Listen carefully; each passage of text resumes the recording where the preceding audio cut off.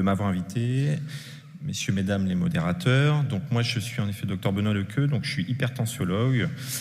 Je suis membre de la SFHTA et donc mon rôle va de vous expliquer si on doit systématiquement dépister le syndrome d'apnée du sommeil dans l'hypertension artérielle. Mes conflits d'intérêts. Alors, pour vous rappeler quelques chiffres sur l'hypertension artérielle, c'est la maladie chronique la plus fréquente dans le monde. En France, on a 17 millions d'hypertendus, donc c'est vraiment un fardeau, c'est bien plus important que des troubles du sommeil. On a un patient sur deux qui ne se sait pas hypertendu, donc ça c'est vraiment un problème, parce qu'on a déjà un problème au niveau du dépistage. Et quand on a dépisté ces patients-là, finalement, à la fin, vous voyez ici, on a un patient sur 4 qui est hypertendu et contrôlé. Donc, je vais vous parler du contrôle de la pression artérielle et de l'interaction avec le syndrome d'apnée du sommeil. Vous voyez qu'on est vraiment sur un problème de santé publique majeur en termes de dépistage et de traitement. Alors, très rapidement, vous les connaissez bien, les conséquences physiopathologiques du syndrome d'apnée du sommeil. Donc, de par tous ces mécanismes, va arriver en tout cas aux complications cardiovasculaires. Et donc tous les champs en fait des complications qu'on peut avoir dans les maladies cardiovasculaires et notamment l'hypertension artérielle. Et si donc on regarde les conséquences d'un syndrome d'apnée du sommeil, vous voyez que les patients qui sont très sévères et là qui sont sévères sur l'IAH, regardez ce qui se passe de façon significative sur tous les événements cardiovasculaires, que ce soit les MES, la cardiopathie ischémique, les AVC, la mortalité cardiaque, la mortalité toute cause et l'insuffisance cardiaque, vous avez globalement une augmentation très importante de tous ces risques. Donc un patient pour nous qui est apnéique et en tout cas gradé uniquement sur les AH va avoir plus d'événements cardiovasculaires. Alors si on regarde sur la prévalence des troubles du sommeil dans l'hypertension artérielle, vous connaissez cette diapositive. Alors toujours quand je vois ce type de diapositive, c'est vrai qu'on regarde toujours ce qui se passe en termes de cut-off retenu pour définir le syndrome d'apnée du sommeil. Vous voyez que quand on s'intéresse à l'hypertension artérielle tout venante, avec un cut-off supérieur à 20 par heure d'IAH, on n'a qu'un tiers des patients qui sont concernés par les troubles respiratoires du sommeil. Quand on regarde l'hypertension artérielle résistante, que je vais vous définir juste après. Alors certes, avec un cut-off relativement bas, supérieur à 10 par heure, et qu'on a 83% des patients qui sont concernés par cette problématique. Alors, qu'est-ce que c'est que l'hypertension artérielle résistante ? L'hypertension artérielle résistante, c'est très simple. Alors, je vais vous la définir parce que je vais vous en parler juste après. Donc, c'est une pression artérielle qui est non équilibrée, qu'elle soit une pression clinique ou par les techniques d'automesure ou de holter tensionnel. Et le patient a une trithérapie, donc il a 3 traitements pour traiter son hypertension artérielle, dont un diurétique thiazidique depuis au moins 1 mois. Donc l'hypertension artérielle résistante, il faut vraiment s'y intéresser. Je vous l'ai dit, les patients ne sont pas équilibrés et on va trouver des systèmes pour essayer de les équilibrer. Dans nos recommandations de la Société française d'hypertension artérielle, une hypertension artérielle résistante, quand elle a été dépistée, doit faire rechercher une cause secondaire. Et donc sur ces causes secondaires, ça, c'est les recommandations récentes de la European Society of Hypertension en 2023. Donc, quand on a une suspicion d'hypertension artérielle secondaire, parmi toutes ces hypertensions artérielles, on doit s'intéresser au syndrome d'apnée obstructif. Alors, quand on regarde l'efficacité de la PPC finalement sur la pression artérielle, c'est vrai qu'on est un petit peu déçu, puisque vous voyez que sur l'hypertension artérielle non résistante, dans cette méta-analyse qui date un petit peu de 2017, vous voyez que l'effet sur la pression artérielle systolique ou diastolique est finalement assez modeste, puisqu'on diminue notre pression de moins 2 points, ce qui n'est pas vraiment significatif. Par contre, sur cette méta-analyse plus récente en 2021, là qui s'intéressait à des patients hypertendus résistants, donc là, en moyenne, on perd 5 points et moins 4 points sur la diastolique. Alors vous allez me dire, c'est pas beaucoup. On peut être d'accord, c'est pas beaucoup. Sauf que, quand on regarde en fait les conséquences de la pression artérielle systolique et de la mortalité cardiovasculaire, la relation, quel que soit l'âge, est linéaire. C'est-à-dire que plus votre pression artérielle systolique augmente, que vous soyez dans des tranches à 49 ans ou plus âgés, vous voyez que c'est toujours linéaire. Donc il n'y a pas d'effet de cut-off, c'est-à-dire que ces points-là que vous allez perdre, potentiellement, ils sont intéressants. Et quand on regarde cette étude publiée dans le Lancet en 2021 qui s'intéresse à est-ce que réduire en fait ma pression artérielle systolique de 5 points, ce qui est en fait la pression artérielle systolique que je vous ai montré en réduction dans l'HTA résistante quand on appareille les gens. Vous voyez que sur la pression, donc cette pression artérielle systolique perd de 5 points, et ben il y a une diminution des événements cardiovasculaires, quelles que soient les strates de patients, que ce soit des patients jeunes ou des patients plus vieux jusqu'à 85 ans. Donc en pratique, ça veut dire que oui, c'est pas beaucoup, mais chez des patients, je vous le rappelle, qui ne sont pas équilibrés, et ben ces points-là qu'on va gagner sont importants. Juste pour vous faire une petite analogie sur des techniques nouvelles qu'on a pour traiter l'hypertension artérielle, vous avez tous entendu parler des différents traitements qu'on peut avoir. Ça, c'est une technique qui est novatrice dans l'hypertension artérielle, qu'on dit réfractaire, c'est-à-dire qu'on n'arrive pas à équilibrer le patient, c'est la dénervation rénale. Qu'est-ce que c'est la dénervation rénale? C'est une technique invasive, on va monter des cathéters à l'intérieur des artères rénales, et on va faire une cautérisation, une ablation des fibres afférentes sympathiques qui sont autour des artères rénales. Donc on est invasif. Et ben, quelle est la pression? Et donc c'est validé, hein, on utilise cette technique maintenant chez ces patients-là. Regardez la diminution de la pression artérielle systolique. On n'est pas à moins 20 points, on est à moins 6,5, donc ce qui est quasiment équivalent à l'effet de la PPC dans l'hypertension artérielle résistante. Alors, quels sont les profils qui vont bien répondre sur le plan pression? Donc, c'est bien sûr le patient qui va être compliant, c'est toujours le problème de l'adhérence, la durée d'utilisation de la PPC, l'utilisation dans des phases de sommeil paradoxal, bon, ça vous ne savez pas trop et le patient ne le sait pas, mais en tout cas c'est plus efficace, la présence d'une somnolence excessive. Si votre pression artérielle baseline est plus importante, l'effet escompté sur la pression artérielle va être plus importante, et si vous avez un syndrome d'apnée du sommeil qui est d'autant plus sévère, la réduction sur la pression artérielle va être plus importante et c'est plus efficace également. Donc ça, voilà, si vous avez ce patient-là qui a des symptômes avec une hypertension artérielle résistante sévère sur l'IAH et avec une obésité et qui a cette réponse attendue avec une bonne adhérence, ça va marcher. Donc il y a un effet en fait dose-réponse de cette diminution de la pression artérielle. Vous voyez que sur cette étude qui est tirée d'Hyparco, en fait, on va gagner 1,9 points de pression artérielle systolique et 1 point sur la pression diastolique à chaque addition d'heures supplémentaires de thérapie de CPAP. Et ça a été retrouvé également sur cette méta-analyse en 2021, où vous voyez qu'il y a une diminution de la pression artérielle par heure d'adhérence au traitement. Donc en gros, plus le patient va adhérer au traitement et va se servir de l'appareil, et plus la pression artérielle va diminuer. Alors là, je vais poser une question à la salle. Si vous avez une solution 1 qui diminue la pression artérielle et une solution 2 qui va diminuer la pression artérielle et qui va être efficace sur le plan cardiovasculaire, qui choisit vous allez lever la main. Qui c'est qui choisit la solution 1?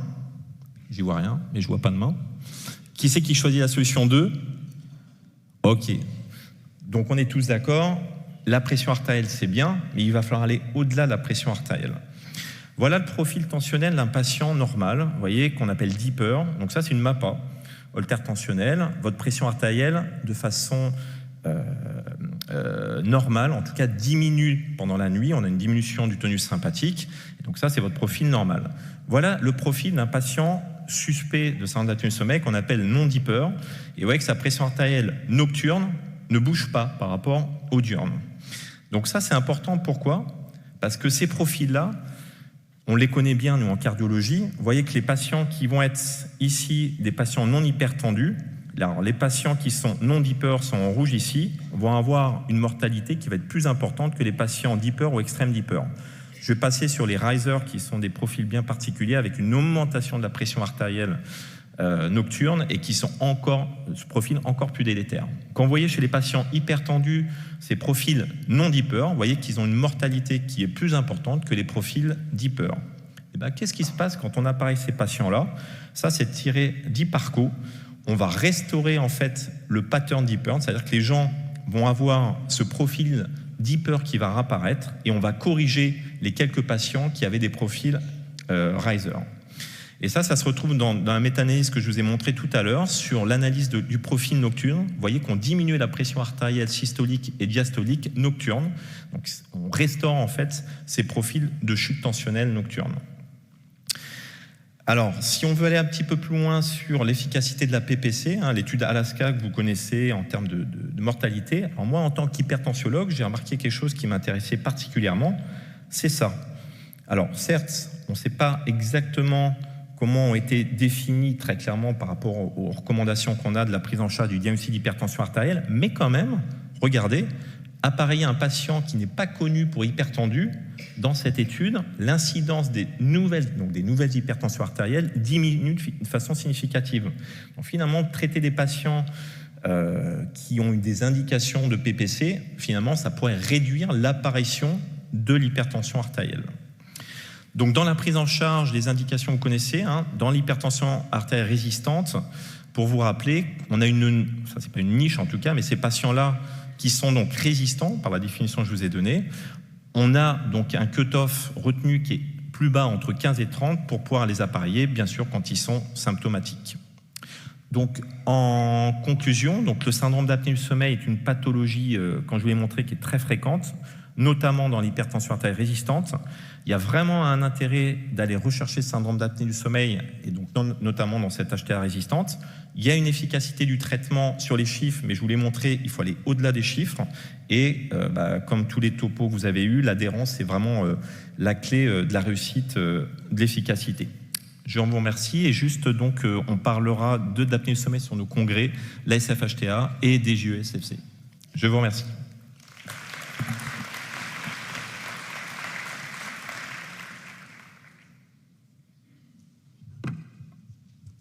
Merci Benoît de cette présentation claire et brève. Donc on aura beaucoup de temps pour les questions à la fin.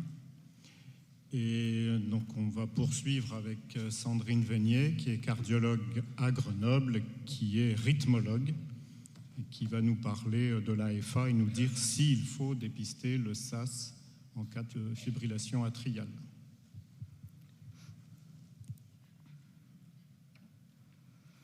Bonjour à tous. Alors effectivement, je vais vous parler peut-être avec un point de vue plus de cardiologue, rythmologue, dans l'intérêt du dépistage de l'apnée du sommeil dans la fibrillation atriale. Alors, juste pour commencer, la fibrillation atriale, la prévalence elle est environ de 1 à 2% dans la population générale et elle va augmenter jusqu'à 10% à plus de 65 ans. Donc elle est très variable selon les facteurs de risque aussi associés.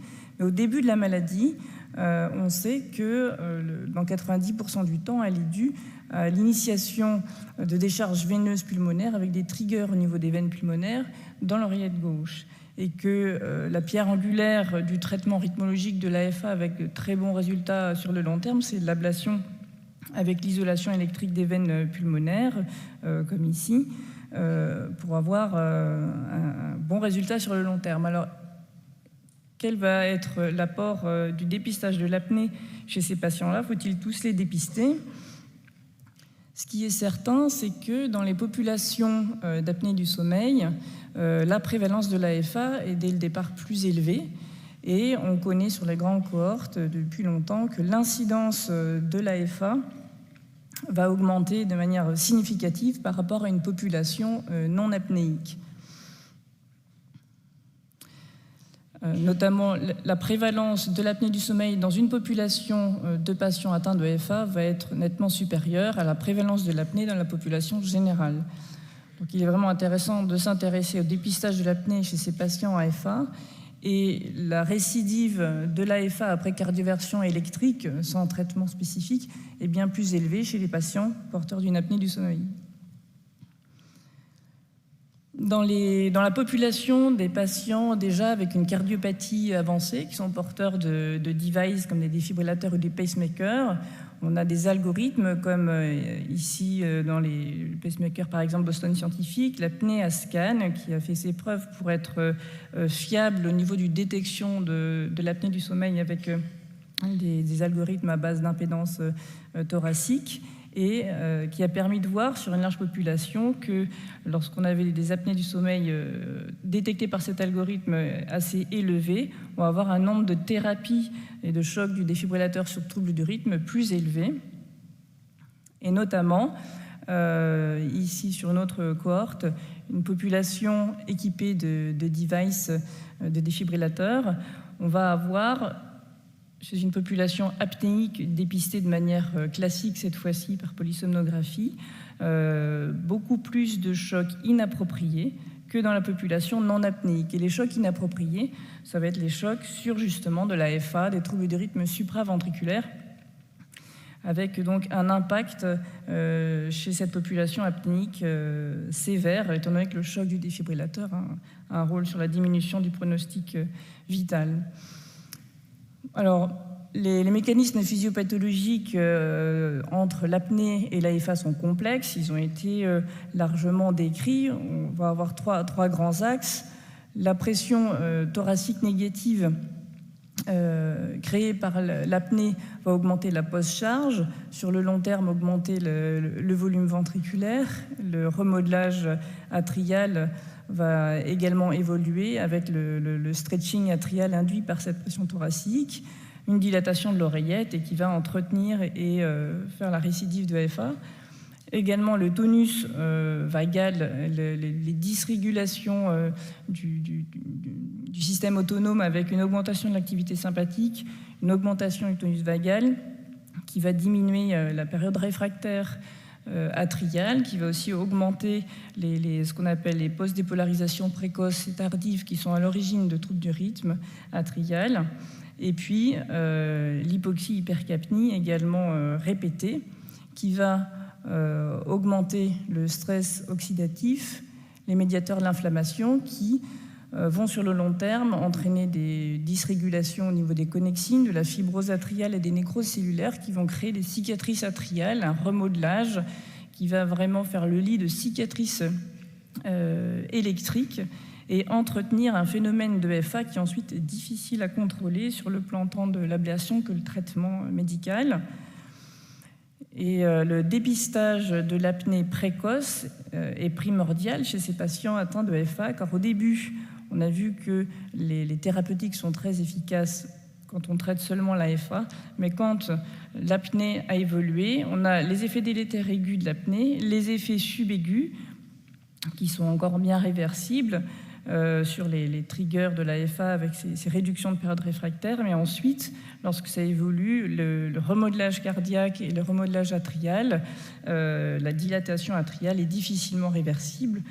Et à ce stade, la réponse aux antiarythmiques chez les patients apnéiques est bien moins efficace. Et également, les patients non traités apnéiques vont largement plus récidiver l'AFA après simple cardioversion électrique. Alors, ce remodelage atrial, on peut le voir comment on va sur le plan de l'exploration électrique. Ici, on va explorer avec un système de cartographie des oreillettes chez les patients porteurs d'apnée et on va voir ici, ça représente le voltage, une augmentation déjà du volume de l'oreillette, des cicatrices atriales qu'on peut voir en rouge. Ce sont les zones de bas voltage où le voltage est très bas, ce qui correspond à des cicatrices électriques, et une augmentation du temps de conduction électrique au niveau de l'oreillette qui va créer une anisotropie et des passages irréguliers du courant électrique et favoriser l'AFA. Ce remodelage, ici ils ont testé, ce sont des patients qui sont référés pour ablation de AFA dans une population apnéique et dans une population non apnéique. On voit ici, par exemple, une oreillette d'un patient apnéique avec des cicatrices déjà, et ici, une oreillette saine chez un patient avec cœur sain. Ils ont fait l'ablation de l'AFA avec l'isolation électrique des veines pulmonaires dans les deux groupes. Et ils ont testé ensuite les patients qui étaient apnéiques vont avoir un remodelage atrial important et l'AFA va être réinductible à cause de triggers qui ne sont plus les veines, mais c'est l'oreillette elle-même qui va fibriller. Et dans cette population-là, ils vont faire deux groupes. Un groupe où ils vont ablater toutes ces zones justement de triggers extraveineux et un groupe où ils vont juste ablater les veines. Et on voit que au niveau du follow-up, les patients apnéiques qui ont des triggers extraveineux dus à ce remodelage atrial vont récidiver énormément plus que les autres si on fait simplement l'isolation électrique des veines pulmonaires. Et si on fait une ablation plus extensive pour essayer d'homogénéiser cette oreillette et de traiter les triggers extraveineux, on va avoir moins de récidives avec des résultats tout à fait acceptables sur le long terme en termes de récidive de FA. Ceci pourrait influencer un peu et adapter la stratégie d'ablation si on sait à l'avance si on a affaire à un patient apnéique ou non apnéique. Sur l'AFA, finalement, qui est secondaire à l'apnée, ici c'est pour montrer l'AFA qui va apparaître sur les hypoxies répétées chez le rat. Quand l'AFA est facilement inductible, c'est qu'on est déjà au stade de remodelage de l'oreillette. Et est-ce que ce remodelage, si on dépiste l'apnée même à un stade un peu plus avancé, chez des patients qui ont une AFA persistante, est-ce que de traiter l'apnée à ce moment-là va permettre éventuellement de stopper le remodelage ou de même envisager une amélioration? Ici, ils ont testé, ils ont pris 156 patients qui étaient apnéiques et finalement, ils ont fait 2 groupes.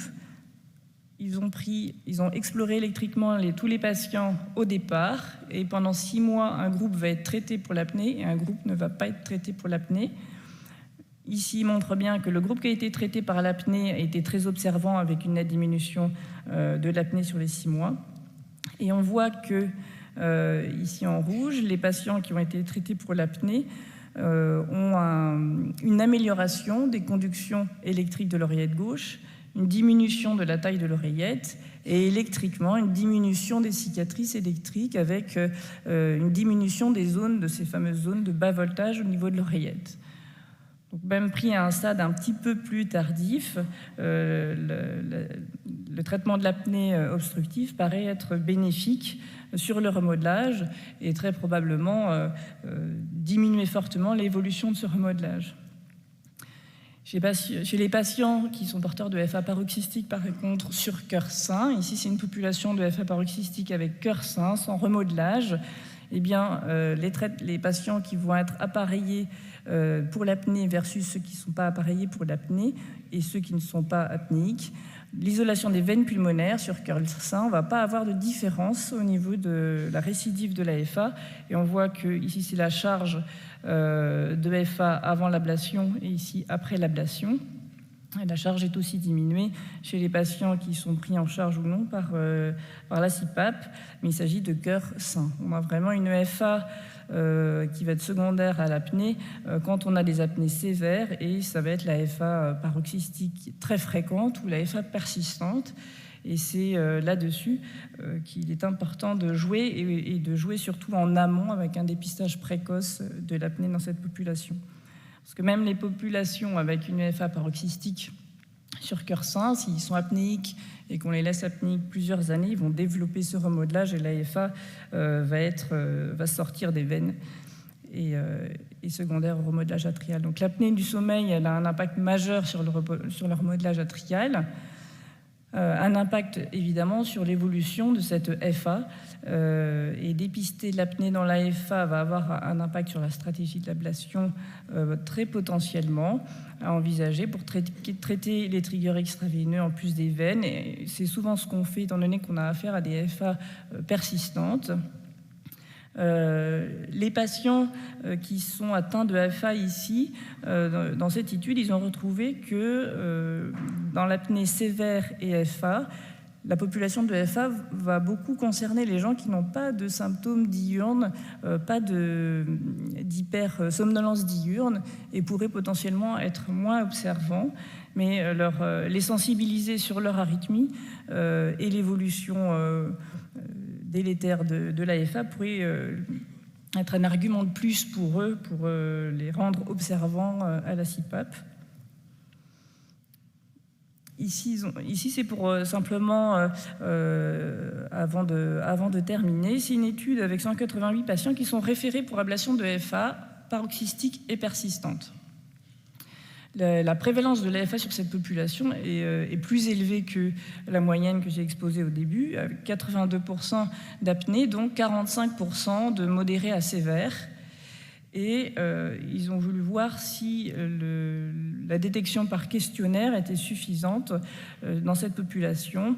Et ils ont remarqué que le questionnaire, ils ont utilisé le questionnaire StopBang, était peu spécifique et sensible, mais pas sensible à 100% chez les patients. Ils préconisent une détection classique. Ici, c'était une oxymétrie couplée avec une vélocité de l'onde de pouls. Et dans les recommandations, bien entendu, le dépistage des facteurs de risque dont l'apnée du sommeil fait partie est recommandé chez les patients en FA et également chez les patients porteurs d'apnée. Le screening de la FA doit être également considéré. L'AFA, c'est quand on est au stade du remodelage, il n'y a pas que l'apnée qui est responsable de ce remodelage, il y a tous les facteurs de risque que l'on connaît bien, mais l'apnée en fait partie et son dépistage est primordial et devrait être systématique dans l'AFA. Pour conclure, dans l'apnée du sommeil et spécifiquement l'apnée obstructive qui est largement majoritaire dans cette population de patients, ça peut avoir un impact significatif sur la progression et la prise en charge de l'AFA. La détection précoce est toujours mieux et va contribuer à diminuer la récidive de FA et améliorer la condition cardiologique globale du patient. Même pris en charge plus tard, ça vaut la peine. On peut réduire le remodelage atrial, réduire les récurrences de récidives de FA. Et puis, c'est un complément, bien entendu, au traitement invasif par ablation ou par médication sur les résultats à long terme. Je vous remercie.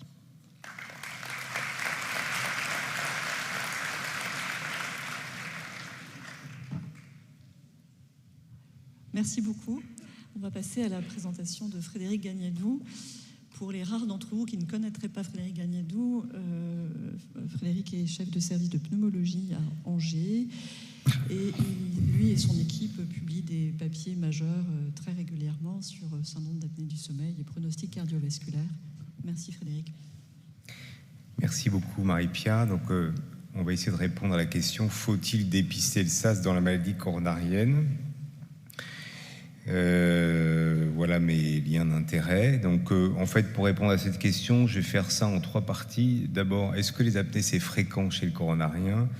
Deuxièmement, est-ce que ça a des conséquences sur l'évolution, sur l'outcome, sur l'évolution de les complications de la coronaropathie ? Troisièmement, est-ce que le traitement des apnées a un effet ? Alors, est-ce que c'est fréquent ? Oui, là, il n'y a pas de doute. Et vous voyez qu'il y a beaucoup d'études. On a la chance d'avoir des grosses méta-analyses, souvent asiatiques. Il faut remercier les Asiatiques de nous faire des grosses méta-analyses, parce que c'est quand même fastidieux. Et vous voyez qu'il y a énormément d'études, beaucoup de polysomnographie, où on fait un enregistrement à court terme, après un événement coronarien. Et si on fait ça, on trouve beaucoup d'apnées. Si on prend un seuil raisonnable à 15, on est à 43% des malades. 30, on est même à 30, on est à un quart des patients qui ont un SAS sévère si on fait un enregistrement systématique. Alors si on est à 5, on est à 2/3 des patients. Donc c'est très fréquent. Une question intéressante, c'est comment ça évolue à court terme. C'est-à-dire, je fais un enregistrement dans les 5 jours qui suivent l'événement coronarien et puis je le refais 6 mois plus tard. Ça a été fait dans ce papier publié dans JCSM. C'est une assez grosse population.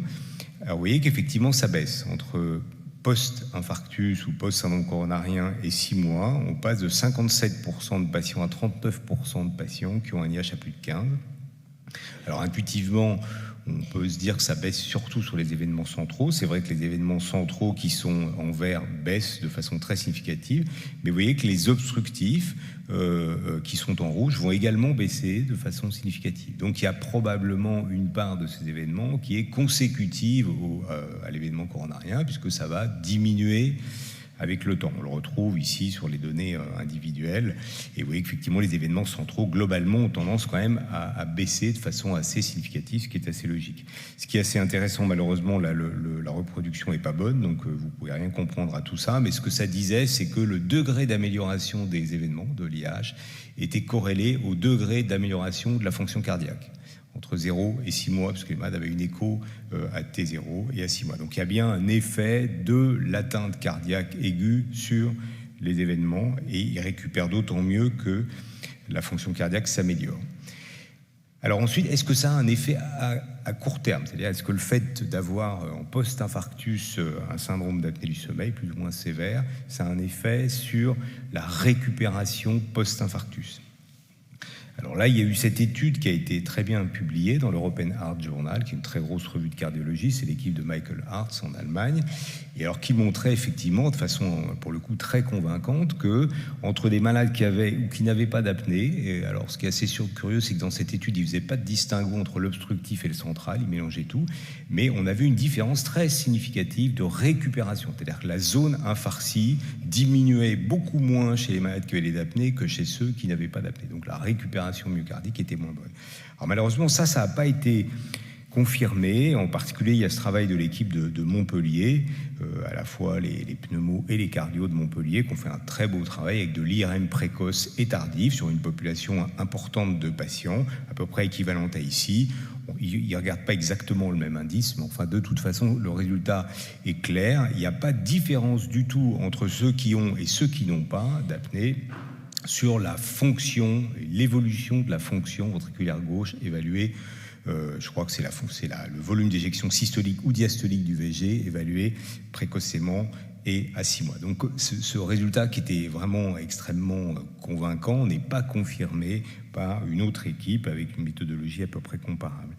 On a même des données qui vont plutôt dans l'autre sens, qui suggèrent, ça c'est un papier de 2021, que après un infarctus, si on fait une coronarographie et qu'on regarde les collatérales, alors avec un score que je ne connais pas du tout, n'étant pas du métier, mais qui semble être validé, le taux de collatéral que présente le patient, si vous avez des apnées obstructives, vous augmentez le taux de collatéral ou votre chance d'avoir un réseau de coronaires collatéraux qui vont vous aider à préserver le myocarde dans une situation d'infarctus. Alors, qu'est-ce que ça donne à long terme? À long terme, on a des études, celle-ci est souvent citée, c'est dans Circulation, très grosse revue de cardiologie, il y a une population importante, encore une étude asiatique, qui montre qu'effectivement, quand on suit après un infarctus pendant plusieurs années des malades qui ont ou qui n'ont pas d'apnée, on a une différence qui se dégage, qui est très significative pour un critère composite et différents critères qui composent ce critère composite. Donc ça, c'est une grosse étude. Et puis vous voyez qu'il y a de la méta-analyse. Encore une fois, il y a beaucoup de littérature asiatique. Je ne sais pas si c'est toujours le cas en cardiologie ou en partie dans les maladies coronariennes. Alors beaucoup de littérature asiatique, mais c'est impressionnant. Alors en tout cas, donc, on a des arguments pour penser que les apnées après un événement coronarien ou chez le coronarien sont associés à un pronostic moins bon. Après, on est à l'ère du phénotypage. On peut regarder s'il n'y a pas des catégories chez qui les apnées ont plus de conséquences. Alors ça, c'est l'étude ISAAC, c'est un des 3 essais dont je vais reparler après, étude espagnole qui faisait un enregistrement à très court terme après un infarctus. Et puis il y avait 3 groupes, ceux qui n'avaient pas d'apnée, ceux qui avaient des apnées, et parmi ceux qui avaient des apnées, on randomisait traitement, pas de traitement. Alors vous le savez, cette étude, elle est neutre dans son ensemble, mais en plus, de façon surprenante par rapport à tout ce que je viens de vous dire avant, dans cette étude, il n'y avait pas de différence d'outcome entre les malades avec apnée non traitée et les malades sans apnée, qui bien évidemment n'étaient pas traités. Donc ça ne confirmait pas ce que je vous montre à l'instant. Alors ils ont fait une sous-analyse qu'ils ont publiée dans l'American Journal, qui suggère qu'il y a un effet du SAS chez les malades qui n'ont pas d'antécédents coronariens ou de cardiovasculaires avant cet épisode-là, parce que là on était en post-infarctus, mais ils n'avaient pas d'antécédents avant, c'est leur premier épisode coronarien. Là, il y a un effet. Il n'y a pas d'effet significatif chez les malades qui ont un antécédent cardiovasculaire, comme si ces malades-là étaient tellement sévères, une maladie cardiovasculaire tellement sévère qu'il n'y avait plus d'effet des apnées du sommeil.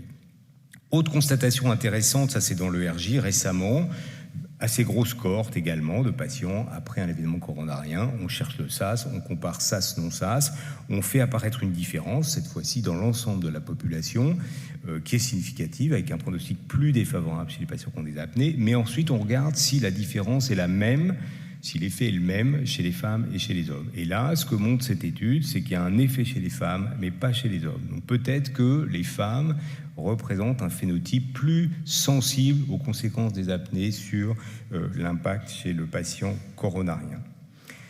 Autre donnée très intéressante, ça vient de la Mayo Clinic de l'équipe de Viren Sommer, qui s'intéresse beaucoup à cette question-là actuellement. Est-ce que l'effet du SAS est modulé par la présence ou non d'une somnolence? Donc c'est toujours la même méthodologie, on prend des patients qui ont fait un événement coronarien, on leur fait un enregistrement polysonographique, on leur fait remplir les Epworth.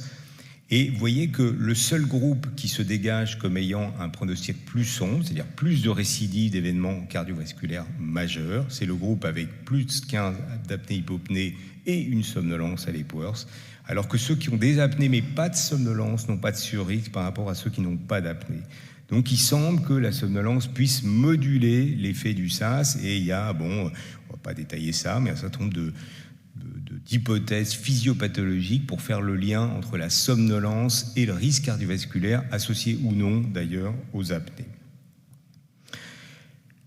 Alors ça c'est une autre étude, simplement pour dire qu'on s'intéresse beaucoup à l'IH, mais on a pris conscience ces derniers temps quand même que c'était un marqueur qui n'était pas suffisamment pertinent pour bien capturer les conséquences directes des apnées, et en particulier le caractère très désaturant ou peu désaturant des événements.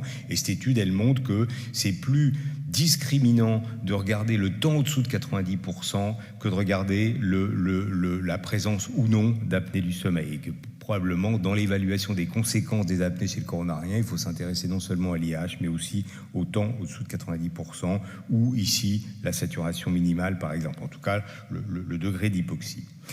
Alors, donc, on a vu que c'était fréquent. L'effet à court terme, c'est très discutable. On a quand même un corpus de littérature qui suggère qu'à long terme, les apnées vont en tout cas être associées à un pronostic moins favorable. Alors évidemment, la question qui vient derrière, c'est est-ce que je change quoi que ce soit si je traite le patient, en l'occurrence par la pression positive continue? Alors là, cette information-là, c'est pas un scoop pour vous parce qu'on l'a présenté déjà des milliers de fois. Il y a 3 études qui se sont intéressées aux effets de la PPC en prévention secondaire, SAVE, Ricazza, Isaac. Pour 2 d'entre elles, c'était exclusivement des patients coronariens, Ricazza et Isaac. Pour SAVE, c'était moitié de patients coronariens, moitié de patients cérébrovasculaires. On était dans les 3 cas en prévention secondaire. Patients avec un IH à plus de 15, pour des raisons éthiques, on l'a déjà dit 100 fois, les malades n'étaient pas somnolents, et comme ils n'étaient pas somnolents, peu symptomatiques, ils étaient très peu adhérents au traitement, en moyenne 3 heures ou un peu moins de 3 heures par nuit d'utilisation. Résultat, on le connaît, ça nous a fait beaucoup de mal, nous, les pneumologues ou cardiologues qui s'intéressent aux apnées, mais pas d'effet. Et puis, patatras, ça vient d'être publié dans JAMA. Les mêmes auteurs qui ont publié ça ont repris les données et fait une analyse sur données individuelles avec une méthode de score de propension, en inverse de probabilité de traitement. Puis finalement, avec tout ça, ils nous disent quand même, chez les malades qui mettaient plus de 4 heures la machine en prévention secondaire, au moins 4 heures, ça représente 38% de la population. Finalement, il y a un effet avec une réduction, vous voyez, de 31% du risque d'événements cardiovasculaires majeurs dans ces études. Donc un effet adhérence. Alors, finalement, une fois qu'on a tout ça, est-ce qu'il faut screener ou est-ce qu'il ne faut pas screener? Alors, la décision de mettre en place un dépistage, il faut bien parler de ce qu'est vraiment le dépistage, c'est pas simple. Et vous voyez, l'OMS s'est emparé de cette question et a défini des critères pour qu'une maladie relève d'un dépistage. Pour qu'il y ait un dépistage, il faut que ça soit un problème de santé publique majeur, ça cause des décès. Là, de ce point de vue-là, je pense qu'on peut répondre oui. Il faut que la maladie soit détectable à un stade latent, c'est-à-dire infrasymptomatique. Là, on peut évidemment répondre oui, puisqu'il y a beaucoup de malades qui ont des apnées sans le savoir. On le voit bien, surtout dans cette population-là. Il faut qu'on ait un test de dépistage valable.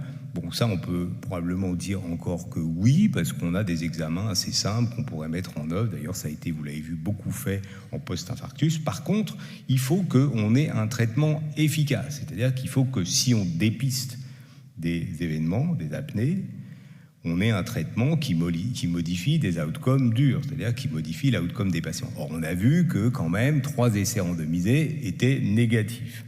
Donc, et puis en plus, il faut que ce soit coût efficace, c'est-à-dire qu'il faut que ça soit raisonnable sur le plan coût-efficacité. Alors, bon, une fois qu'on a pris en compte tout ça, ces recommandations, elles datent d'avant le JAMA, l'association américaine de cardiologie, qui s'est penchée sur les indications de dépistage du SAS. Parlons bien de dépistage, il y a des malades qui ne se plaignent de rien, on va faire une polygraphie comme on fait une glycémie ou un dosage du cholestérol pour de la prévention. Les seules indications qu'ils ont retenues, c'est la pression, l'hypertension artérielle résistante, on en a parlé en début de topo. Bon, je ne sais pas pourquoi il y a l'hypertension pulmonaire, mais on a un travail d'ailleurs actuellement pour essayer de voir si ça a du sens. Et puis la fibrillation auriculaire récurrente. Pour les autres situations, notamment pour les coronaropathies, c'est basé sur une plainte clinique. S'il y a des symptômes, alors on va diagnostiquer. Si on n'a pas, il n'y a pas de raison de faire. Alors, est-ce qu'on a des éléments nouveaux pour moduler un peu cette position ? La question, c'est est-ce que, au sein de notre population de patients qui ont un IH à plus de 15 en post-infarctus, qui est à l'évidence très hétérogène, est-ce qu'on peut mieux identifier les patients à haut risque, en dehors des éléments cliniques que je vous ai cités tout à l'heure ? Donc là, on a les nouveaux biomarqueurs. Bon, je vais passer très vite parce que ça, on l'a présenté 1000 fois pendant ce congrès, la charge hypoxique, on en parle partout, cette évaluation plus précise de la désaturation consécutive aux événements, et qu'on peut même détecter sur une simple oxymétrie. Ça, c'est intéressant, parce qu'une nuit, simplement, avec la pince au bout du doigt, on peut calculer la charge hypoxique. Eh bien, cette étude qui vient d'être publiée dans l'European Respiratory Journal, ils ont repris l'étude ISAAC, donc essai randomisé dont je vous ai parlé tout à l'heure, c'est les coronariens. On détecte les apnées, IH à plus de 15, on randomise PPC, pas de traitement. Résultat, en intention de traiter sur l'ensemble de la population, on retrouve bien qu'il n'y a pas d'effet. Mais quand on prend en compte le résultat de la charge hypoxique et qu'on compare les patients qui avaient une faible ou une forte charge hypoxique, eh bien, on voit se dégager un effet quand il y avait une forte charge hypoxique. Donc, chez les malades très hypoxiques, il semble que la PPC ait finalement un bénéfice en analyse de sensibilité. Inversement, il n'y a pas d'effet chez les patients qui ont une faible charge hypoxique et il y a un P d'interaction qui est significatif, qui suggère que peut-être demain, si on fait une oxymétrie ou un examen simple post-infarctus et qu'on relève ce biomarqueur, on arrive à dépister des patients qui peut-être pourraient bénéficier du traitement par PPC. Autre marqueur intéressant, et encore une fois très intéressant parce qu'on peut le détecter avec un examen très très simple qui est simplement l'oxymétrie, ou une polygraphie simple, c'est l'accélération de la fréquence cardiaque post-événement. Je l'ai déjà présenté pendant ce congrès à plusieurs reprises. On mesure l'amplitude de réponse, d'augmentation de la fréquence cardiaque après les événements respiratoires, qui, vous voyez, peut être différente chez un patient qui répond très fort ici, plus faiblement ici. Ce qui a été montré, c'est que ce biomarqueur prédit le risque cardiovasculaire en population générale, et nous, on le confirme dans notre cohorte. Et ceux qui sont à plus fort risque, c'est ceux qui répondent très fort ou ceux qui répondent très peu en termes de delta heart rate. Même manip, ils ont repris cette fois l'autre essai randomisé, c'est Ricazza, c'était en Suède, plus petite population, à peu près 400 ou 500 patients de mémoire. Pareil, coronarien, enregistrement, apnée du sommeil, on randomisait pas de CPAP, étude dans son ensemble en intention de traiter négatif, pas de différence. Mais si on prend maintenant, on stratifie les patients sur le delta heart rate, eh bien, on n'a pas d'effet chez les patients qui ont un low delta heart rate, il n'y a pas de différence, il y a même un effet apparemment délétère, mais qui n'est pas significatif. Par contre, chez les malades qui ont une très forte réponse au cardiovasculaire autonomique, eh bien, on dégage un effet de la pression positive continue. Bon, je termine juste avec ça. J'ai beaucoup parlé des apnées obstructives. Les apnées centrales, ça existe et on en voit en post-infarctus. Je crois qu'une des informations récentes qu'on a appris au cours de ces dernières années, bien sûr, les apnées centrales en post-infarctus et la respiration de Cheyne-Stokes, ça peut être de l'insuffisance cardiaque, ça peut être de l'AFA, mais ça peut être aussi le ticagrelor, que les cardiologues connaissent bien, qui est donné anti-agrégant, qui est donné en post-infarctus. Il y a eu beaucoup d'abord de cas cliniques, puis cette série qui a été publiée dans cette revue-là il n'y a pas très longtemps, qui montre que quand on compare les malades sous ticagrelor versus un autre anti-agrégant plaquettaire, eh bien, on a beaucoup plus de respiration de Cheyne-Stokes et d'apnée centrale chez les malades sous tica que chez les patients qui ont l'autre anti-agrégant. Et c'est associé à la présence d'une dyspnée. Les patients sont plus dyspnéiques, plus polypnéiques sous ticagrelor que quand ils n'ont pas de ticagrelor, et la présence d'événements est associée également à la présence de cette dyspnée. Donc pensez toujours à ça. Si on vous trouve des événements centraux après un infarctus, bien sûr, évaluez la fonction VG, recherchez une FA, mais pensez au ticagrelor. Ça ne veut pas dire qu'il faut l'arrêter, bien sûr que non. Il faut discuter avec le cardiologue, mais pensez que ça peut être ça.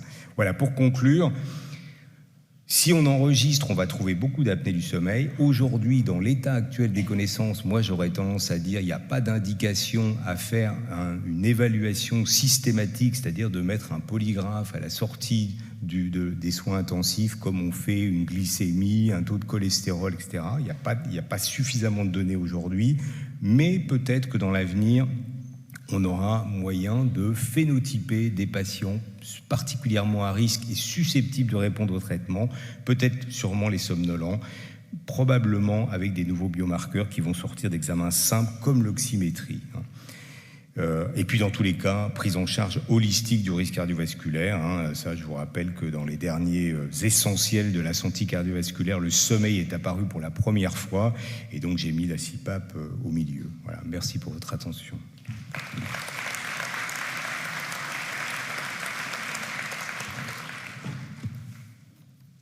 Merci beaucoup Frédéric. Donc après avoir été hypertendu toute sa vie, avoir fait au passage de la CPARFA et un infarctus, les patients à un moment donné ou à un autre deviennent insuffisants cardiaques. Et c'est une thématique qui est abordée par Justine Frija-Masson, qui est maîtresse de conférences praticien hospitalier à l'université Paris-Cité et dans le service pour mon plus grand plaisir. Merci beaucoup Justine. Merci au Conseil scientifique de m'avoir invité à faire cette présentation. Voici mes liens d'intérêt. Alors moi, effectivement, je ne suis pas cardiologue, et donc d'abord, je voudrais rappeler de quoi on parle. Dans les essais les plus anciens et avant, on entend parler d'insuffisance cardiaque congestive, pas congestive, et maintenant, on définit 3 types d'insuffisance cardiaque. L'insuffisance cardiaque à fraction d'éjection réduite, où on va avoir une fraction d'éjection à moins de 40%, associée à des symptômes. L'insuffisance cardiaque à fraction d'éjection légèrement ou modérément réduite, avec une fraction d'éjection entre 41 et 49%. Et puis l'insuffisance cardiaque à fraction d'éjection préservée, où l'AFEVG est à plus de 50%, mais le sujet a des symptômes et on trouve des anomalies structurelles ou fonctionnelles qui sont des marqueurs d'une dysfonction diastolique. Et pourquoi c'est embêtant ? Eh bien, pourquoi c'est relié ? Parce que l'hypoxie intermittente chronique va avoir à long terme des effets détrimentaires, si on peut dire, et provoquer des arythmies cardiaques, un remodelage cardiaque, une dysfonction contractile, et puis d'autres anomalies que mes collègues précédents ont bien décrites. Alors, est-ce que c'est fréquent ? Eh bien, oui, c'est fréquent. Et on voit ici sur cette revue d'un certain nombre d'études que la prévalence globale, elle est d'au moins un tiers des sujets avec une insuffisance cardiaque qui ont un syndrome d'apnée du sommeil, et que dans certaines études, quand on prend un cut-off à 10 par heure, là, vous voyez, on avait 85% des sujets, avec quand même une différence de prévalence entre les apnées obstructives et centrales. Et Michel Hertz a bien montré que, en fait, plus on avance dans la dysfonction ventriculaire gauche, plus il y a d'apnée centrale et moins il y a d'apnée obstructive en proportion. Alors, très rapidement, le sommeil dans l'insuffisance cardiaque, c'est les apnées du sommeil, mais pas uniquement. L'augmentation de la veille intrasommeil et du stade 2 sont associés à un mauvais pronostic. Et c'est encore une boucle avec le syndrome d'apnée du sommeil qui va perturber l'hypnogramme. Alors, est-ce que ça a un effet maintenant ? Eh bien, du coup, on va essayer de différencier à chaque fois l'insuffisance cardiaque à FEVG préservée et altérée. Dans l'insuffisance cardiaque à FEVG altérée, ça augmente la mortalité. C'est un facteur de mauvais pronostic lorsque l'IH est à plus de 15 par heure, avec une corrélation entre la saturation passée à moins de 90% et la mortalité, mais pas avec l'IAH, ce qui fait écho à ce qu'on a dit également dans la maladie coronaire. Également, il y a un effet du type d'apnée du sommeil, puisque la mortalité est supérieure quand il y a des apnées centrales par rapport à des apnées obstructives, avec un hazard ratio ajusté à 1,53. La présence d'un SAS dans l'insuffisance cardiaque à FEVG altérée augmente également les réadmissions hospitalières, avec des réadmissions également qui coûtent plus cher, et augmente la mortalité, qu'il s'agisse d'un SAS central ou obstructif. En termes de progression de l'insuffisance cardiaque, sur cette étude prospective qui avait inclus entre 400 et 500 sujets, suivis à peu près 3 ans et qui avait une évaluation par une polygraphie simplifiée, apnomonitor, ça ressemble à l'apnée à Link. Il existait une association indépendante entre le fait d'avoir un IH à plus de 15 par heure et la présence d'une dysfonction diastolique à 3 ans. Si on reparle encore une fois de la charge hypoxique, cette charge hypoxique, elle est présente dans l'insuffisance cardiaque. Elle peut être réduite par le traitement par PPC, mais il persistera une charge hypoxique non liée aux apnées. Et cette charge hypoxique, elle est associée de façon indépendante au décès ou à la progression de l'insuffisance cardiaque, et notamment la saturation en moins de 90%, mais aussi la saturation moyenne. Également, la présence d'un syndrome d'apnée du sommeil va impacter l'efficacité du traitement qu'on peut mettre en place, et notamment de la resynchronisation cardiaque, qui est un traitement assez classique de l'insuffisance cardiaque à FEVG altérée, avec un IAH qui va être corrélé au volume télésystolique, qui est un marqueur d'efficacité de la resynchronisation. Donc, on a pas mal d'éléments pour dire que la présence d'un SAS est délétère pour l'insuffisance cardiaque, mais la question, c'est est-ce que le traitement va faire quelque chose? Parce que si le traitement n'est pas efficace, est-ce qu'il faut vraiment dépister et embêter nos patients avec un traitement? Alors, si encore une fois, on repart sur insuffisance cardiaque à FEVG préservée ou altérée, si on se pense sur l'insuffisance cardiaque à FEVG préservée, on voit que chez ces sujets qui avaient un SAS obstructif uniquement, quand il y a un SAS obstructif, on a une augmentation persistante du BNP par rapport aux sujets qui n'avaient pas de SAS.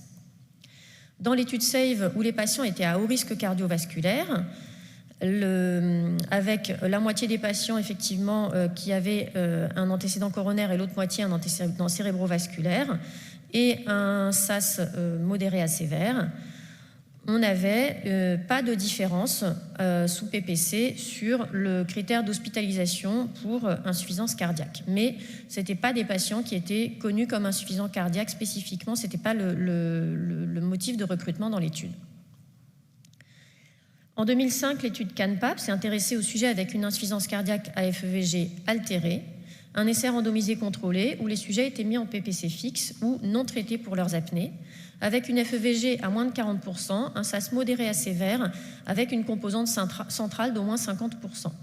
Ils étaient suivis pendant 2 ans, et si le traitement a permis d'améliorer la FEVG, il n'y a pas eu de différence sur la survie. C'est ce qu'on voit sur les graphiques ici, avec ici l'efficacité du traitement sur l'IAH, mais l'absence d'efficacité sur la survie. Assez rapidement, pour pas remuer le couteau dans la plaie, on va passer sur Serveitchev qui avait inclus des sujets avec une FEVG altérée qui avait été traités en mode auto-asservi, avec des sujets qui avaient une fraction d'éjection moyenne à 32% et qui avaient un SAS modéré à sévère avec à nouveau une forte composante centrale. Et malheureusement, non seulement il n'y a pas d'effet, mais même il y a une augmentation de la mortalité et des événements cardiovasculaires sous ventilation auto-asservie. Alors quand même, une étude qui nous donne un peu de baume au cœur, c'est cette étude qui, certes, est rétrospective, mais qui a suivi 111 sujets et qui montre que quand le SAS est traité de façon efficace, on a moins d'insuffisance cardiaque et moins de mortalité que chez les sujets chez qui le SAS est connu et traité, mais pas de façon efficace. Dans l'étude FACE, où les sujets pouvaient être inclus quelle que soit la FEVG, ils ont été suivis pendant 2 ans. La FEVG moyenne était à 40%, mais avec des variations importantes, puisqu'ils pouvaient être inclus avec ou sans dysfonction ventriculaire gauche. Il s'agissait du coup d'une population qui était hétérogène, avec plusieurs clusters de patients qui ont été mis en évidence, 6, et le bénéfice le plus grand était atteint chez les patients qui avaient une hypoxie sévère, et ça rejoint donc ce qu'on a vu précédemment. Et également, il existait une différence de survie chez les sujets qui avaient accepté le traitement par rapport à ceux qui l'avaient refusé. Quand on regarde sur les critères de jugement, l'hospitalisation pour insuffisance cardiaque, il n'y avait pas de différence, mais il y avait une différence sur un critère composite, décès ou hospitalisation pour insuffisance cardiaque. Qu'en est-il des arythmies ventriculaires ? Eh bien, pour les arythmies ventriculaires bénignes, il y a plusieurs études qui montrent qu'il n'y a pas de différence, que ce soit de la PPC ou de la SV, sur la survenue d'arythmies ventriculaires bénignes. En revanche, dans cette étude de 2022, les sujets étaient appareillés et on constatait, par rapport aux sujets du groupe contrôle, une diminution du nombre de tachycardies ventriculaires, de choc par le défibrillateur et également d'ATP, c'est-à-dire du défibrillateur qui stimule à une fréquence supérieure à celle de l'ATV pour essayer d'arrêter l'ATV mais sans délivrer de choc. Il s'agissait encore une fois d'une étude rétrospective pendant 1 an avec une FEVG moyenne à 30%, mais qui avait inclus quand même un assez grand nombre de patients. Si on s'intéresse à des critères de qualité de sommeil et de qualité de vie, qui sont quand même des critères qui me paraissent assez importants, dans l'étude SERVEY-CHEF, on avait peu de différence sur la qualité de sommeil et au contraire une augmentation du nombre de mouvements périodiques de jambes, y compris des mouvements périodiques de jambes éveillants. En revanche, dans cette étude de 2023, les sujets traités 6 mois par ventilation auto-asservie avaient une réduction nette de l'IAH, mais également une augmentation du sommeil lent profond, une amélioration de la vigilance sur les tests de maintien de l'éveil et également une amélioration des capacités, des performances cognitives avec moins d'erreurs sur le test d'attention. Et par ailleurs, le traitement par ASV avait un effet également sur la capacité à l'effort puisque la distance au test de marche de 6 minutes était significativement augmentée. En termes médico-économiques, le traitement du SAS chez les insuffisants cardiaques permet une diminution du nombre d'hospitalisations et de visites aux urgences, avec également une diminution du coût de traitement à 1 an, uniquement si les sujets sont observants au moins 4 heures et sur 70% des nuits. Et cette économie à 1 an, elle se voit sur les visites, mais malheureusement, le coût global est identique, probablement sur les effets de l'observance de la PPC, des consommables et autres. Alors, on a quand même du coup quelques éléments pour dire que c'est peut-être pas parfait sur la survie, etc., mais qu'il y a des éléments pour lesquels ça marche. Mais surtout pour moi, la dernière question, c'est pourquoi se priver ? Pourquoi se priver déjà ? Parce que ça peut être assez facile, puisque maintenant, les pacemakers, comme les défibrillateurs, peuvent nous donner une estimation de l'IAH. Et elle est plutôt fiable. Quand on voit ici, avec un cut-off à 20 par heure chez des sujets qui avaient un pacemaker, on a une courbe ROC qui est quand même pas mal du tout. Et sur un modèle de défibrillateur, pour détecter l'IAH à plus de 30 par heure, donc quand même des malades assez sévères, on a une sensibilité de 100%, une spécificité de 80% et une valeur prédictive négative de 100%. La valeur prédictive positive était un petit peu plus basse. Et effectivement, on commence à voir des sujets qui sont adressés par leur cardiologue pour apnée détectée par le pacemaker ou le défibrillateur. Deuxième motif de ne pas se priver, c'est le traitement, et notamment la supplémentation martiale. Alors la supplémentation martiale, c'est pas nouveau dans l'insuffisance cardiaque. Sur cette étude de 2007, ils avaient quand même fait du fer-IV, mais aussi de l'EPO, chez des patients qui avaient une insuffisance cardiaque à FEVG altérée et une anémie, qui avaient un IAH à plus de 10 par heure. Et à 3 mois, ces sujets, ils avaient une diminution significative de l'index d'apnée central et obstructif, du nombre d'épisodes de respiration de Cheyne-Stokes, mais également de la somnolence et de l'essoufflement évalué par la classe NYHA. Malheureusement, cette étude avait inclus 37 patients seulement, il n'y avait pas de groupe contrôle. Mais dans une étude un peu plus récente contre placebo, les sujets recevaient à nouveau du fer par voie intraveineuse ou rien du tout, un placebo. Ils étaient insuffisants cardiaques à FEVG altéré et anémiques avec une ferritine également à moins de 100. Et on constate une amélioration des symptômes des patients quotidiens diurnes sur l'insuffisance cardiaque, de la réponse centrale au CO2 évaluée par un test en rebreathing, mais également une diminution significative de l'IAH et une amélioration de la tolérance à l'effort avec une amélioration de la consommation d'oxygène au pic. Et ça tombe bien puisque dans les recommandations, la supplémentation martiale, chez les sujets qui ont une insuffisance cardiaque à FEVG réduite ou modérément réduite, est recommandée pour améliorer les symptômes, la qualité de vie et réduire le risque d'hospitalisation. Donc là, on est sur des essais avec de la supplémentation IV, mais il est très probable qu'on va retrouver les mêmes effets avec une supplémentation PEROS. Deuxième possibilité de faire d'une pierre deux coups, c'est l'Entraisto, sacubitril/valsartan. Donc dans cette étude de Dany Jaffuel, les patients étaient inclus et répartis en 3 groupes, avec ceux qui avaient un IH central à plus de 5 par heure et un IH obstructif à moins de 15 par heure, ceux qui avaient un SAS purement obstructif à plus de 15 par heure, et ceux qui avaient un IH central à moins de 15 par heure et un IH obstructif à moins de 15 par heure. Et après 3 mois de traitement par Entresto, vous avez ici les données individuelles des patients et puis après les données poolées. Et on voit qu'on a une diminution significative de l'index d'apnée-hypopnée chez ces sujets. Et encore une fois, ça tombe bien puisque l'Entresto, c'est utilisé dans l'insuffisance cardiaque. Dernière possibilité de faire d'une pierre deux coups, ce sont les inhibiteurs de SGLT2. Et donc, dans cette première étude qui avait évalué la dapagliflozine dans le diabète, après 24 semaines de traitement, certes, ce n'était pas le critère de jugement principal, mais on constate chez les sujets sous dapagliflozine par rapport aux sujets contrôle, une diminution de l'IAH qui passe ici de 37 à 26 contre 38 à 36 dans le groupe placebo, donc une différence de 10 points qui est statistiquement significative. Et également, on constate une différence significative sur la somnolence et l'échelle des Epworth. Dans le SAS central, ça marche aussi, c'est à nouveau une étude de Dany Jaffuel, un peu sur le même principe que celle sur l'Entresto, avec des sujets cette fois-ci qui recevaient 3 mois de dapagliflozine, qui étaient répartis en 2 groupes, ceux qui avaient un IH central à plus de 5 par heure et un IH obstructif à moins de 15, et ceux qui avaient un SAS obstructif. Et cette fois-ci, dans le SAS obstructif, ça ne fait pas une grosse différence, mais sur le SAS central, il existe une différence statistiquement significative. Et ça tombe bien encore une fois, puisque les inhibiteurs de SGLT2 sont recommandés chez les sujets qui ont une FEVG légèrement réduite ou préservée pour diminuer le risque d'hospitalisation ou de décès par cause cardiovasculaire.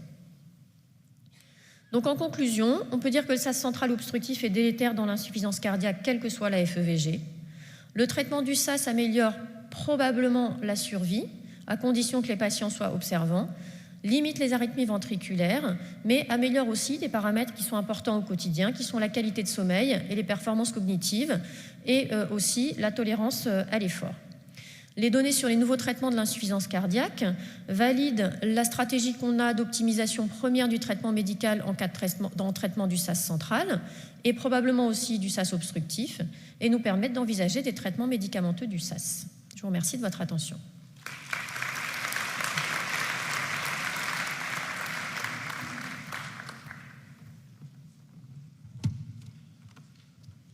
Merci pour cette présentation. Et dernière présentation, les orateurs ont été assez concis, donc il nous reste beaucoup de temps pour des questions. Donc s'il y a des questions dans l'assistance, alors on ne vous voit pas tellement. Voilà, déjà ça va mieux là.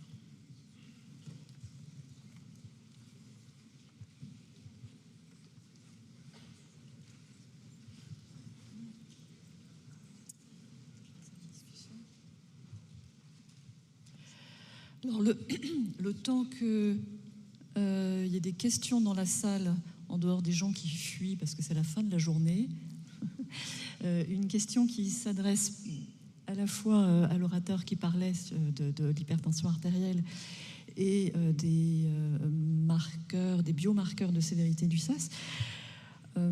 Dans les marqueurs de sévérité du SAS, il y a le PIWAD aussi. Est-ce qu'on peut imaginer, donc je sais pas, le PIWAD là c'est le qu'on mesure en plétismographie de pouls. Est-ce qu'on peut imaginer que ça puisse être un marqueur de la réponse de l'hypertension à la PPC? Est-ce qu'on a des données ou sur le plan physiopathologique une réflexion? Alors je pense qu'en effet pour l'instant on a assez peu de données concernant la pression artérielle. Par contre sur le plan physiopathologique ça paraît très séduisant puisque comme on l'a montré en effet on a vraiment des problèmes sur le système nerveux autonome et c'est vrai que ce marqueur-là paraît assez pertinent comme nouveau marqueur au-delà de l'IAH, puisque ça c'est clair que on est en train de sortir de cette ère du sacro-saint IAH et trouver des nouveaux marqueurs, que ça soit également la charge hypoxique finalement. Je pense qu'à mon avis, les deux vont être intéressants dans les différentes pathologies qu'on a citées, mais dans l'hypertension, en effet, pour essayer, je vous ai montré tout à l'heure les profils de réponse type qu'on peut avoir. C'est vrai que je suis passé assez rapidement dessus, mais je pense que ces deux marqueurs vont être intéressants justement à pister et voir si on a une meilleure réponse de pression chez ces gens qui ont à la fois une charge hypoxique plus importante ou un marqueur PWAD délétère, très clairement. Mais probablement que c'est la même chose en fait.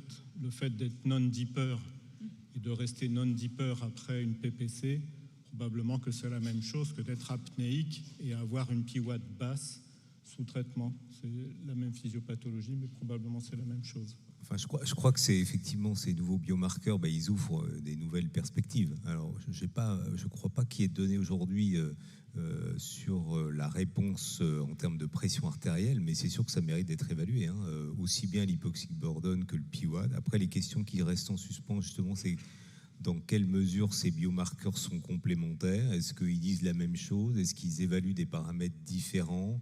Mais il y a tout un champ d'investigation et on voit bien que tous les résultats négatifs qu'on a eus avec l'IAH, il va falloir les revisiter avec ces nouveaux indicateurs de sévérité de l'atteinte vasculaire. Donc c'est tout à fait intéressant à faire. Je ne crois pas sur la pression artérielle qui est donnée aujourd'hui, mais il faudra faire probablement, effectivement.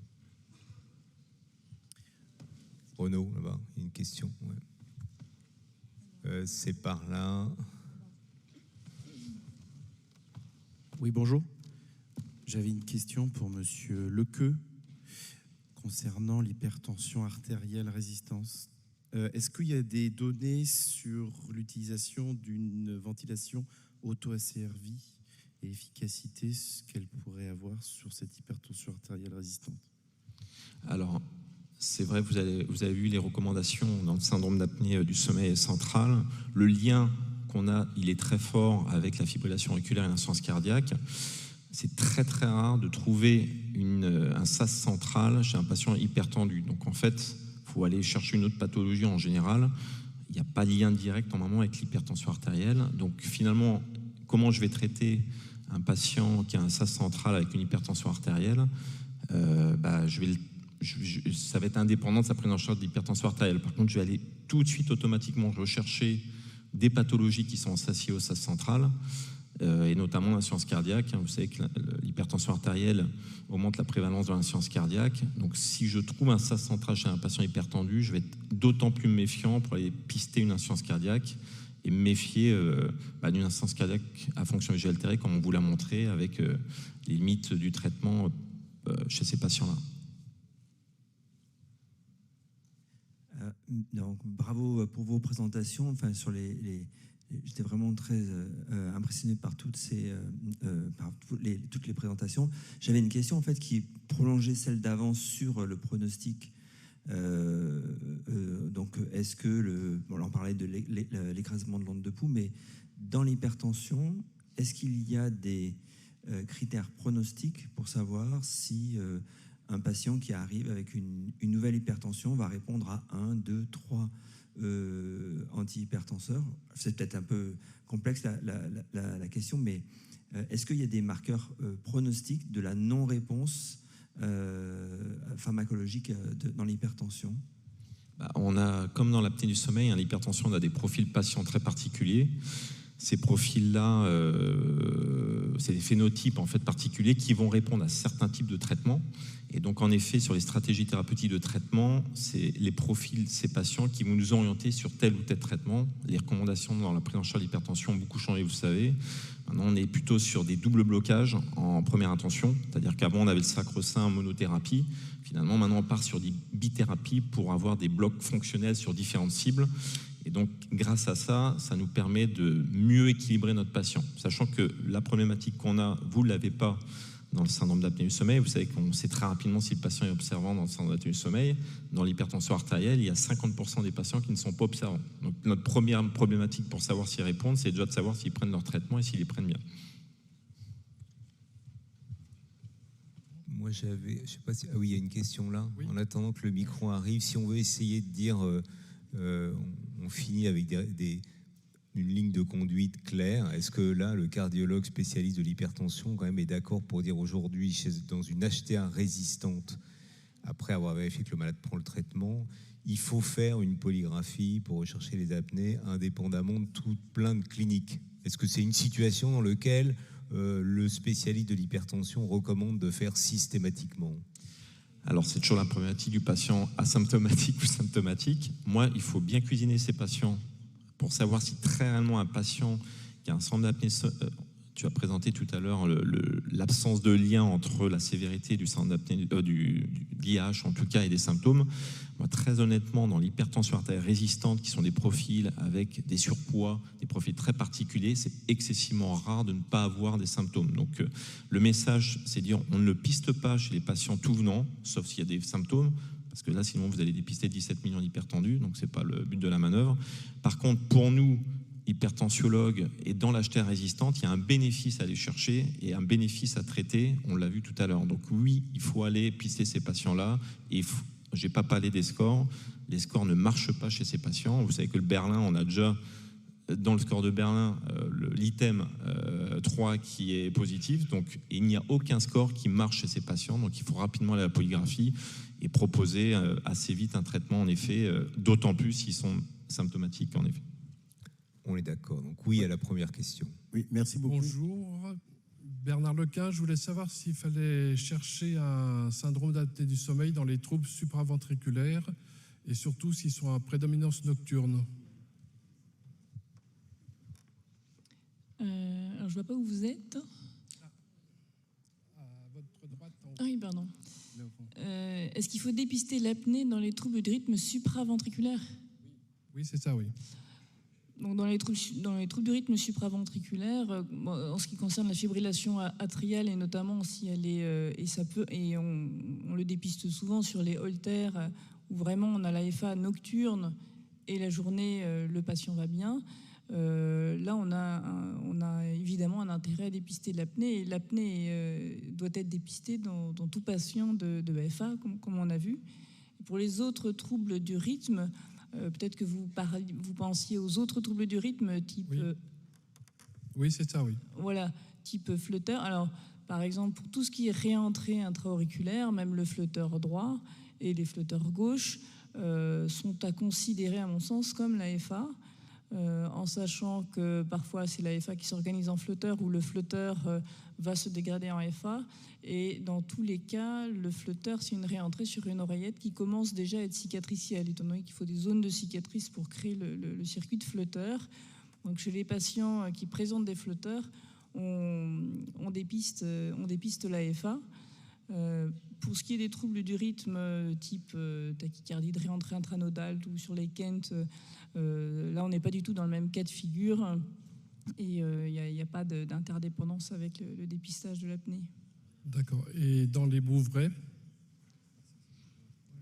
Alors dans les Bouvrets, je n'ai pas de notion que le Bouvret va être favorisé par l'apnée. Non, on a des cas où le Bouvret se dégrade en FA, mais il faut faire le bon diagnostic et on fait l'ablation du Bouvret. Mais pas de lien, à mon sens, de dépister l'apnée dans le Bouvret. Merci. Pour compléter, pour les troubles du rythme cardiaque, savoir s'il faut faire un dépistage de l'apnée du sommeil ou pas, il y a quelque chose de tout simple, c'est des palpitations nocturnes, un démarrage de l'arythmie la nuit, c'est la moindre des choses, mais tout ce qui se passe la nuit peut donner lieu à un dépistage de l'apnée du sommeil, et c'est d'autant plus vrai pour les troubles du rythme cardiaque. Des palpitations nocturnes, un réveil la nuit parce que le cœur est rapide, ou une EFA qui a démarré la nuit, c'est vraiment un très très bon critère pour se dire je vais faire un dépistage d'apnée du sommeil, plutôt que de se dire est-ce que dans la FA en général je vais faire un dépistage ou pas, puisqu'il y a l'énorme souci, c'est la quantité de gens à gérer, que ce soit la FA, l'hypertension, en sachant que là, pour la présentation, forcément, on a sérié HTA, FA, coronarien, insuffisance cardiaque, mais les cardiologues savent bien qu'on a beaucoup de patients qui ont tout, c'est-à-dire ils sont La personne qui a de l'HTA va se compliquer d'une FA, c'est extrêmement classique. Ça va se compliquer souvent d'une coronaropathie ou d'une autre cardiopathie, puis l'insuffisance cardiaque pour finir. Donc on a beaucoup de patients qui ont les 4 items qu'on a traités. Donc finalement, est-ce qu'il faut faire du dépistage d'apnée du sommeil à un stade ultime d'insuffisance cardiaque? Est-ce qu'il faut le faire dès l'HTA? À voir. En tout cas, pour les troubles du rythme, c'est très clair. Quelqu'un qui a des palpitations la nuit ou des troubles du rythme la nuit ou sur un holter ou dans les services, quand vous avez sur les télémétries des troubles du rythme la nuit, notamment dans les bilans d'AVC et d'AIT, c'est sûr qu'il faut faire un dépistage d'apnée du sommeil. Alors, on a aussi beaucoup à faire en ce moment avec les patients qui se munissent d'appareils connectés. On travaille énormément avec ça et on dépiste beaucoup de FA nocturnes avec les montres connectées qui dépistent automatiquement les passages en FA. Et là-dessus, c'est de nouveaux patients en plus qu'on va dépister pour l'apnée. Merci. Je m'appelle Moussé Latif, Cotonou Bénin. Moi, j'ai une petite remarque à faire parce que quand on voit l'entièreté de la comorbidité autour de l'hypertension artérielle, de coronaropathie et tout, je crois que les nouveaux marqueurs, particulièrement le PIWAD, est-ce qu'il ne faut pas rapprocher cela à l'évaluation de la dysfonction endothéliale? Je crois que tout, parce que quand on voit les présentations, le cut-off commun, c'est la dysfonction vraiment endothéliale. Je vous remercie. Je pense qu'en termes de physiopathologie, quand on reprend à la fois la réflexion physiopathologique, parce que la dysfonction endothéliale, c'est presque le primum movens. L'apnée du sommeil occasionne des désaturations, et on retombe sur les critères de désaturation qui génèrent des radicaux libres, de l'inflammation vasculaire, et donc et va induire une dysfonction endothéliale, du remaniement vasculaire, etc., etc. Et puis on a enclenché le mécanisme physiopathologique. Pour compléter la réponse sur PIWAD, effectivement, si on compare PIWAD et le delta heart rate, la delta heart rate, c'est vraiment a priori la réponse autonomique, c'est vraiment le système nerveux sympathique qui accélère le cœur.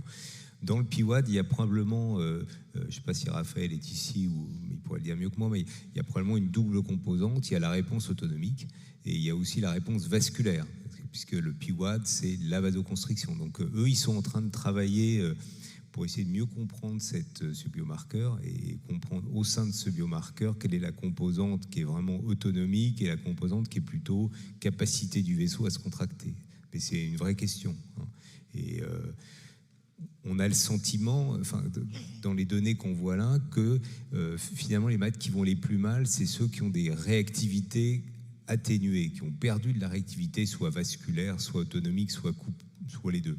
Et on a l'impression que c'est plus un marqueur d'altération vasculaire, peut-être d'ancienneté de la maladie, de dommages vasculaires, qu'un marqueur de conséquences directes de l'apnée au moment où on le mesure, quoi. Mais il y a beaucoup de choses à découvrir sur tout ça. Oui, Jean-Yves Martin, c'est essentiellement une question sur le traitement et surtout la surveillance dans l'insuffisance cardiaque. Il est évident que l'insuffisance cardiaque sont des multi-traitements, en particulier donc apnée quand il le faut, donc par PPC ou tout au moins auto-asservi, et par médicaments. Et les gens ont tendance à s'améliorer de par les nouveaux traitements type Entresto, etc. Et quelquefois, ça m'est arrivé, les gens me disent, écoutez, avec ce médicament, je vais beaucoup mieux. Est-ce que je ne peux pas arrêter mon appareillage? Et est-ce que effectivement on peut refaire éventuellement, et on refait, c'est ce que je fais, une PSG, et je me trouve au bout de 8 ou 15 jours d'arrêt de cet appareillage avec en fait un IH très bas. Et est-ce que là on peut se permettre d'arrêter, et est-ce qu'il y a des modalités de surveillance pour refaire ces enregistrements chez les insuffisants cardiaques? Bah oui, moi je suis assez d'accord avec cette attitude qu'il faut réévaluer si les patients se trouvent mieux avec le traitement. Je pense qu'il ne faut pas oublier qu'il y a une grande variabilité de l'IH selon les nuits, et que donc il faut quand même se garder en tête que si on tombe sur un IH bas, s'il y a encore des symptômes, c'est pas cohérent, mais si le patient se trouve mieux, c'est vrai que la PPC, c'est contraignant, que sur la survie, le bénéfice est quand même moyennement clair et que le but, c'est quand même aussi d'alléger les symptômes. Donc dans ce cas-là, pourquoi pas arrêter? Mais je pense qu'à ce moment-là, il faut continuer à avoir le patient en consultation au moins une fois par an en fonction de la sévérité de son insuffisance cardiaque et de la vitesse de progression de cette dernière pour voir s'il faut refaire à un moment une polysomnographie, voire une polygraphie. Pour compléter un petit peu, en fait, là, on touche un point important, c'est la différence entre un facteur de risque et un marqueur de risque. En fait, très clairement, dans l'insuffisance cardiaque, et on l'a vu dans Serva-Chef, c'est probablement aussi ça, c'est pourquoi ça n'a pas marché entre eux, c'est probablement c'était un marqueur de sévérité de l'insuffisance cardiaque et corriger n'a pas permis d'avoir l'effet escompté parce qu'en fait finalement c'est un marqueur de risque de la sévérité de l'insuffisance cardiaque. Et en fait avec tous les traitements qu'on vous a montrés, la resynchronisation comprise, c'est-à-dire que quand on a complètement optimisé son patient, très clairement on va améliorer ce marqueur. Et donc, refaire une polygraphie alors que le patient se sent mieux, ça veut dire, et donc si, en effet, comme on l'a dit, on n'a plus les critères d'appareillage, on l'enlève. Et le message, c'est de dire que si l'insuffisance cardiaque réévolue et redevient délétère, il faut tout de suite repenser, en effet, à refaire une polygraphie, une polysomnographie pour penser à rappareiller si on est toujours dans les critères d'appareillage. Mais je pense que c'est pas mal aussi de donner quelques moments de répit aux patients sur un traitement qui est contraignant. Et si c'est pour 1 an, 2 ans qu'on peut arrêter la machine, tant mieux, quoi. Pour surveiller l'insuffisance cardiaque qu'on ventile, il y a la difficulté, est-ce qu'il était symptomatique ou pas avant. Donc se baser sur les symptômes, c'est pas évident. Par contre, si c'est quelqu'un qui est resynchronisé, si on choisit une des 2 marques qui proposent les systèmes d'évaluation, c'est des RDI en fait qu'ils proposent, qui sont assez fiables. Et il y a déjà 20 ans, on travaillait dessus avec notamment les gens de chez Grenoble. Ça marchait assez bien, c'est revenu un petit peu à la mode. Et effectivement, il y a peu de cardiologues qui utilisent ça. Mais pour faire un monitorage au jour le jour, la nuit, en fait, c'est absolument parfait. On n'a pas besoin des symptômes des gens pour savoir si effectivement on peut lever le pied. Admettons que la HIS ou le RDI soit en dessous de 15 ou 10, lever le pied et en fait, dès le lendemain, on peut réinterroger la machine. Et en plus, il y a la télétransmission, le télémonitorage qui peut aussi éviter de revoir les patients. On a par l'Internet directement l'information. Alors, moi, je me permets de compléter la réponse, non pas tant sur l'aspect suivi, etc., mais on n'a parlé que de PPC. Il faut se souvenir qu'il y a d'autres alternatives thérapeutiques et il ne faut pas hésiter. Là, c'est un message moins pour les pneumologues ou les somnologues que vers la communauté cardiologique. Il n'y a pas que la PPC dans la vie, il y a les orthèses d'avancée mandibulaire, il y a évidemment les règles gynététiques, on n'en parle même pas, le traitement positionnel. En fait, la question, c'est de corriger la charge hypoxique, la réponse vasculaire, l'IH, en fait. Pour les glyphlosines, une petite remarque. Comment ça marche, les glyphlosines? Donc, ça fait uriner le sucre, ça fait uriner le sel, et donc c'est un diurétique. Donc, probablement une partie, en tout cas, de l'effet bénéfique sur l'apnée du sommeil, d'ailleurs que ce soit obstructif ou central, et notamment chez les insuffisants cardiaques, c'est probablement d'alléger la charge hydrique hydrosodée.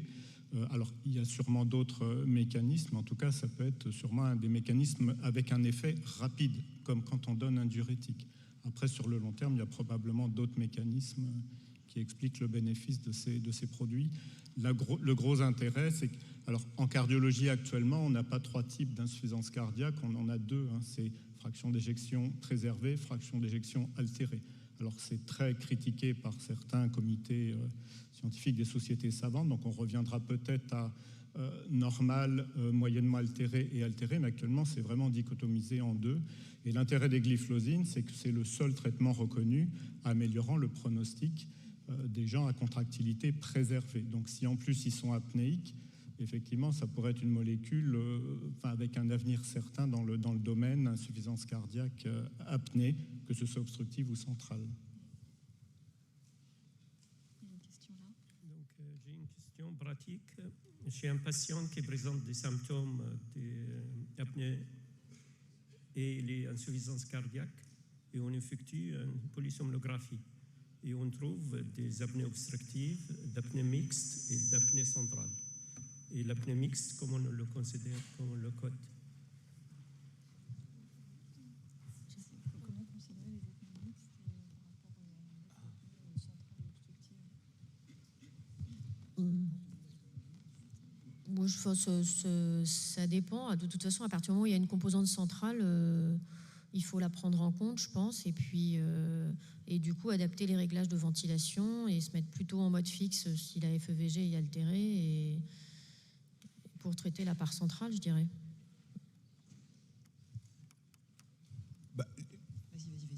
Non, enfin les apnées mixtes, classiquement, on a tendance à les intégrer plutôt dans la composante obstructive. Maintenant, chez les malades d'insuffisance cardiaque qui ont une réponse ventilatoire probablement un peu un contrôle ventilatoire perturbé, probablement un peu exagéré, il y a une probabilité forte que ces patients-là ils gardent des événements centraux sous PPC. Hein. C'est quand même hautement probable. Hein.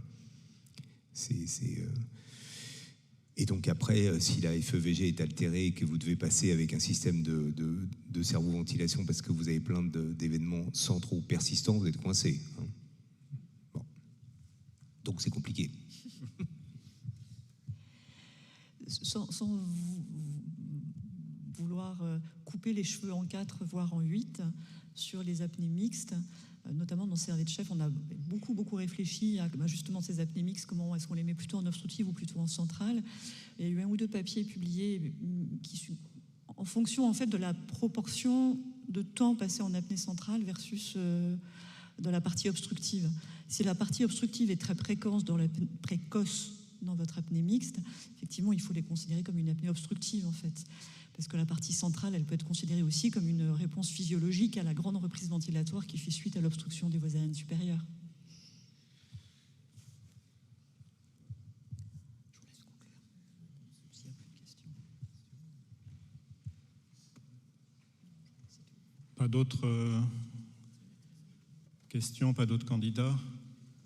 Donc on va conclure cette session qui rappelle aussi l'intérêt pour les cardiologues d'avoir quelques notions sur le sujet, l'apnée du sommeil, au moins les troubles respiratoires du sommeil, avoir des notions de culture générale, des notions diagnostiques et pour certains des notions thérapeutiques. Et si certains cardiologues veulent toujours se mettre au sommeil, il y a toujours moyen de se former. Il y a beaucoup de structures en France tout à fait compétentes.